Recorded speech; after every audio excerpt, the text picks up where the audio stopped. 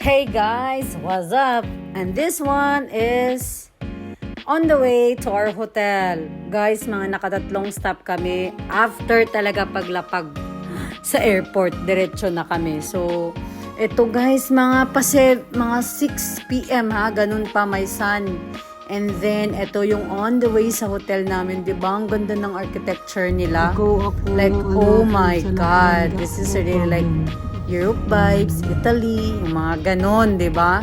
So, parang ang sulit pumunta doon. Yung mata mo ma-freshen up sa mga buildings and flats dito sa UAE. Although, guys, dito sa Sharjah, may mga architectural naman talaga na like, iba yung like sa mga municipalities. But, here, dito guys, as in like yung mga buildings, pati shopping malls, may mga luxury brands sila na nakaganyan siya. Kasi nakikita namin yung parang sa labas eh. So yan, on the way to our hotel. Parang ang ganda lang talaga ng ang ganda ng sinuggest ng tourist guide namin. Kasi like, it's just maybe 2 minutes or maybe 1 minute paglabas namin. Ayun na, yun ang city nila. They called it Nizami Street. So guys, pag pupunta kayo sa Baku, piliin nyo yung Nizami Street na area. Sabi nila, pricey daw ang hotel. I don't think so because we paid only $50. Dalawa na kami per night. And then, it's just a walking distance. Nakita nyo guys? Oh, diba? Super ganda. Nakita nyo yung structures nila, architecture, buildings. As in, kaya mo lang nakarin lahat ng buong city nila, old and new. Especially that area, ang dami mo nang mapuntahan. Lokal na mga pagkain. Guys, that is so nice. And 3 manat, so super fresh ang meat. Yeah, 3 manat, so around 2.60. Mga almost less 7 dirhams lang. Tapos ganyan lang yung mga tao doon, chill, kumakain, nag-tea sila or coffee. Like that vibe lang talaga doon sa Nizami. So, parang kung doon ka na area, solved ka na. You don't need to pay taxi.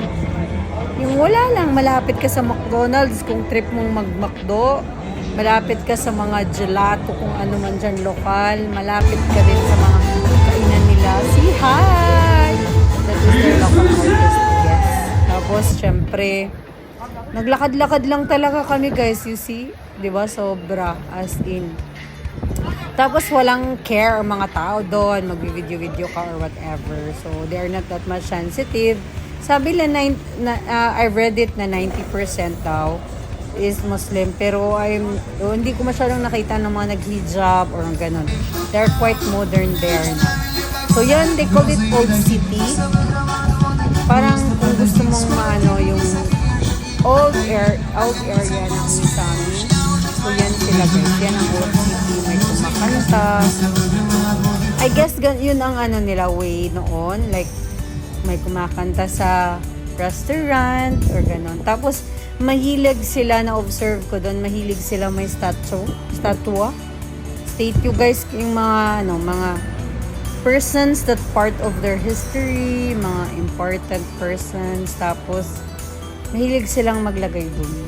And guys, naglakad lang kami talaga niyan. Actually, natulog kami or hindi naman ako nakatulog. Sobrang sakit ng ulo ko. Just because siguro pagod, gutom, at walang yung tulog mo. But I bought some medicine sa yung lang paracetamol. They called it Parol from Turkey. Parang I observed there, sobrang okay lang yung food, the price. But I think yung iba talaga mostly ine-export siya. So medyo mahal, pricey yung iba. If you compare it to Dubai. You can compare naman eh. And that is still part of the old city. Salam Baku. The restaurant. Tapos, wala lang guys. Lakad-lakad lang kami dyan. Wala kaming like, destination. Saan? Si Jam. Yan ang famous Maras Turka. Kahit sa Dubai meron yan.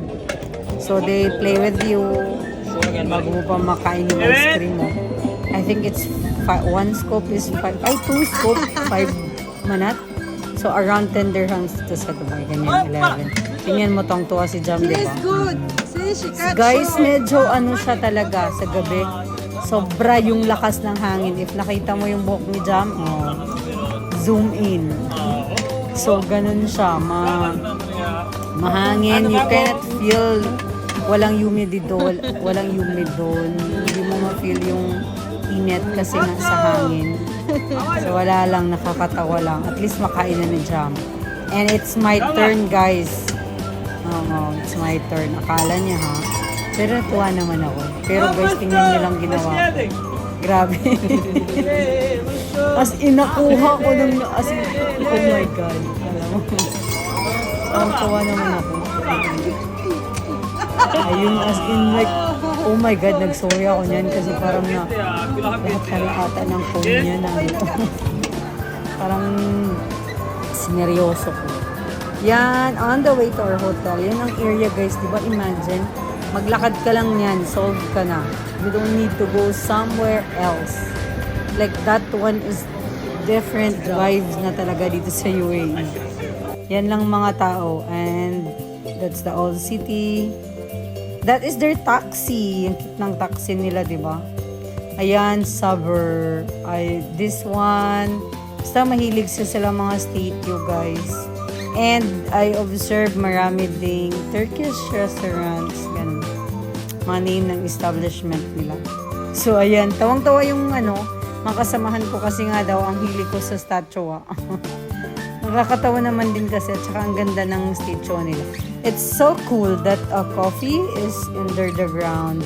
Yan, metro nila. This is McDonald's. So, guys, come on.